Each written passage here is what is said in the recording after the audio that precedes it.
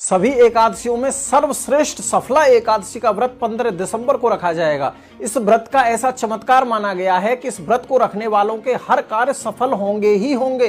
भगवान नारायण की कृपा से उत्तम स्वास्थ्य, धन, व्यापार और संतान सुख की प्राप्ति अवश्य होगी। व्रत रखकर भगवान नारायण और माता लक्ष्मी की पूजा के साथ ही इस दिन माता तुलसी की पूजा श्रेष्ठ मानी गई है। अगर बीमारियों से दूर रहना है तो इस दिन एक फल भगवान को अर्पित कर दें, फिर ओम नमो भगवते वासुदेवाय मंत्र का 108 बार जप कर लें और इसी फल को प्रसाद के रूप में खा लें।